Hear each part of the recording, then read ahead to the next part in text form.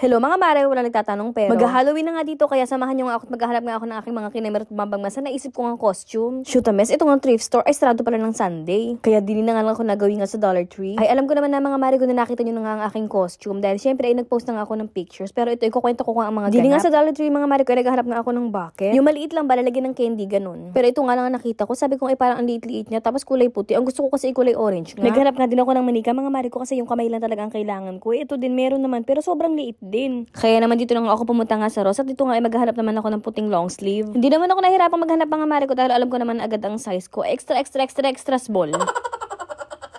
Last stop ko naman mga mare ko dito nga sa Walmart. Ay ito tingnan nyo, ang ganda-ganda nga ng mga itsura nga ng mga puno ngayon dahil nga ngayon nga ay fall season na nga. Kaya ang sarap-sarap din maglalakad sa park, ganon. Sinimulan ko na nga paghahanap nga ng maliit na bucket nga mga mare ko para nga sa Halloween. Medyo na-stress na nga ako mga mare ko kasi wala akong nakita. Sabi ko ito nga pwede ko butasin ko na lang yung kulay orange na yan tapos ito naman black. Hindi ko naman masyadong bet. Kakalakad ko nga mga mare ko, bugs. Ayun ay nakita ko na nga ang hinahanap ko. Meron pala dito. Oh, ayan. At ang size nga mga mare ko ay perfect na perfect lang din. October 31st nga dito sa US mga mare ko ang mga chicketing patrol nga ay talaga mag-trick or treat. Kaya ayun nga't namili na nga ako ng chocolates para sa kanila. At pati na nga din ang mga ilang grocery namin at ayan mga pagkain nga ni Ellie.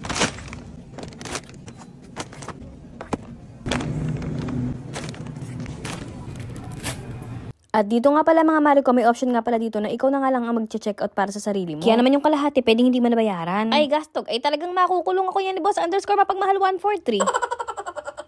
At pagka-uwi ko nga ng bahay, ito nga't sinasalubong na nga ako ni Ellie at masayang-masaya nga siyang makita nga ako. Parang naradar na nga ni Ellie na may pasalubong nga ako sa kanya. Ikita niyo yung sobrang excited ng bata. At ito na nga, doon at pinapasok ko na nga sa bahay ang mga pinamili ko nga. Yung mga chocolates nga kako, ay dini ko na nga lang muna nga iiwan. Maayos ko na nga ang mga pinamili ko. Ito nga si Ellie at nag-aaya na nga sa labas. Oh. Dahil malakas si Ellie sa kanyang mama, ito nga't iginala ko na nga din siya. Dini nga din sa aming neighborhood ay masaya nga din maglakad kasi ang ganda nga din ng view. At kita nyo nga ang mga puno ay talagang nakakaaliw ng tingnan. Pagka-uwi nga ng bahay ay talagang may energy pa nga si Ellie at talagang nakipaglaro pa nga sa akin.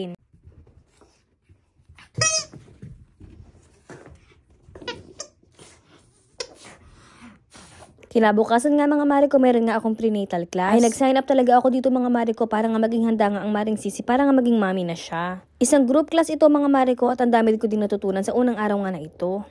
Pagka-uwi ko nga ng bahay mga mare ko, ito nga ang aking mag-amang si Ellie at Boss. Ay talaga natutulog pa si Ellie. Inasikaso ko na nga din pala ang tortculets mga mare ko at pinakain ko na nga sila. At bigla ko na nga lang nakita talagang mautak nga itong si Tortolo. Kita nyo itinapakan ng pagkain ni Ali. Ay talagang sumasapaw. Naawa naman ako kay Ali kaya na mabinigan ko nga ng extra pagkain nga itong si Ali. Sa pagpapainom naman ng gamot kay Ellie ay wala kang kahirap-hirap. Ayan nga yung kanyang pagkain ay inilagay ko nga lang yan sa ice cream. Oh. Ice cream yummy. Ice cream good. Good job. Very good yan. Easy. Good job. Bumalik na nga din pala ako sa thrift store mga mare ko dahil bukas na nga sila ngayon. Kahanap nga ako ng manika dito dahil chachap-chapin ko nga ang kailangan ko nga lang ay yung kamay. Wala naman ako nakita mga mare ko para nga sa aking Halloween costume. Pero ang nakita ko nga itong dog crate kinemer at bambam nga na talagang pwede nga sa tortculets. Yung black part kasi niyan mga mare ko ginagamit nga nila yan para nga kanilang liguan, gano'n. Kaya naman ayun nga, ibinili ko na nga.